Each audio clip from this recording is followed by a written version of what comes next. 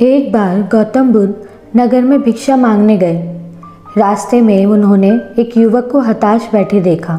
बुद्ध उस युवक के पास पहुँचे और बोले, क्या हुआ पुत्र, तुम बहुत उदास नजर आते हो। इस उदासी का क्या कारण है, बताओ। उस युवक ने उत्तर दिया, स्वामी, मैं अपने जीवन से बहुत दुखी हूँ। मेरे बनते काम अचानक बिगड़ जाते हैं। हर तरफ निराशा हाथ लगती है।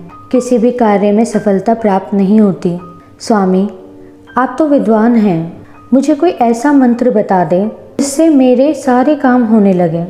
नमस्कार, मैं अंजलि दो शब्द चैनल से आपका स्वागत करती हूँ। आज की यह कहानी सफलता के कई भेद खोलने वाली है, इसीलिए कृपया हमारे चैनल को सब्सक्राइब और वीडियो को लाइक कर दें।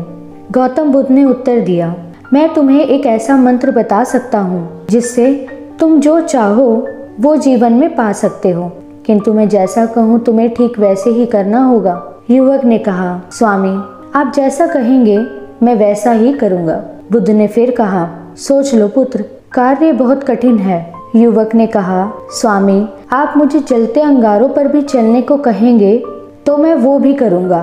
बुद्ध ने मुस्कुराते हुए कहा, नहीं नहीं, ये कार्य इतना भी सरल नहीं। बुद्ध की यह बात सुन वह युवक भयभीत होकर सोच में पड़ गया। बुद्ध ने कहा, चलो मैं तुम्हें अब वह कार्य बताता हूँ।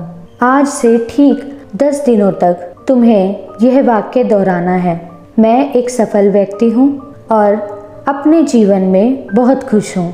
युवक खिलखिलाकर हंसने लगा और बोला, बस इतना ही, यह तो बहुत आसान है। बुद्ध ने कहा, प्रिय, मेरी पूरी बात तो सुनो। इन वाक्यों का उच्चारण तुम्हें प्रतिदिन करना है, किंतु उच्चारण के दौरान तुम्हें किसी भी महिला के बारे में विचार नहीं करना। युवक बोला, ठीक है स्वामी, इस कार्य को तो मैं बड़ी आसानी से कर लूँगा। युवक बुद्ध से विदा लेकर अपने घर की ओर जाने लगा। रास्ते में उसने उन शब्दों का उच्चारण आरंभ किया, किंतु तभी उसे बुद्ध की वो बात भी ध्यान आ गई कि महिला के बारे में विचार नहीं करना। उसने अपने ध्यान को महिला से हटाकर फिर उन शब्दों पर केंद्रित किया, किंतु फिर एक महिला उसके समक्ष आ गई। उसने तभी अपनी राह बदली और फिर दोहराना शुरू किया। अगले दिन उसने फिर कोशिश की, किंतु बार बार उसका ध्यान किसी महिला की ओर चला जाता। वह परेशान हो गया और बुद्ध के पास जा पहुंचा। युवक ने बुद्ध से कहा, स्वामी, मुझे माफ करें, किंतु यह कार्य तो बहुत मुश्किल है। मैंने बहुत प्रयास किया, किंतु फिर भी मेरे विचार किसी न किसी महिला के इर्द गिर्द घूमते रहे। मुझे क्षमा करें स्वामी, मैं आपकी आज्ञा का पालन ना कर सका। गौतम बुद्ध मुस्कुराए और बोले, प्रिय, यह केवल तुम्हारी समस्या नहीं है। इस संसार में हर वो व्यक्ति दुखी और असफल है जो मात्र उन विचारों को स्थान देता है जो वो नहीं चाहते। मनुष्य का मन बहुत चंचल होता है। जब मैंने तुमसे यह कहा कि महिला के बारे में मत सोचना, तो तुम्हारे मन में केवल वही विचार उत्पन्न हुए जिनमें महिला हो। युवक ने कहा, स्वामी, किंतु मैं अब इस बात से चिंतित हूँ कि मैं उस मंत्र तक नहीं पहुँच पाया जो मेरे लिए सफलता के द्वार खोल दे।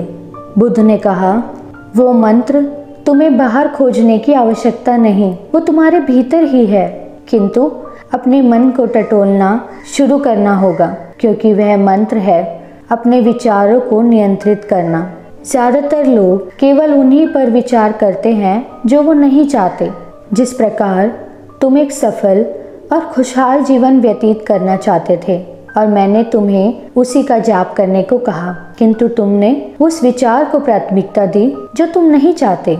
इसीलिए अपने विचारों पर नियंत्रण रखना सीखो, उन्हें सकारात्मक बनाओ। हर सकारात्मक विचार के साथ अपने भाव को जोड़ दो, जिससे सकारात्मक ऊर्जा में वृद्धि होगी। उदाहरण के तौर पर, यदि तुम उच्चारण करते समय खुशी का भाव जोड़ देते तो ध्यान का भटकना कम हो सकता था। इसीलिए आज से फिर कोशिश करो। इस उच्चारण से प्रकृति तुम्हें सकारात्मक ऊर्जा देगी और तुम्हारे सभी कार्य सफल होंगे। आपको आज की यह कहानी कैसी लगी, कृपया कमेंट सेक्शन में ज़रूर बताएं और आज से केवल सकारात्मक विचार को प्राथमिकता दें, जिससे उस युवक की तरह आप भी अपने सभी कार्यों में सफल हो सकें। मैं अंजलि 2 शब्द चैनल से अब आपसे विदा लेती हूँ। कृपया हमारे चैनल को सब्सक्राइब और वीडियो को लाइक करना ना भूलें। धन्यवाद।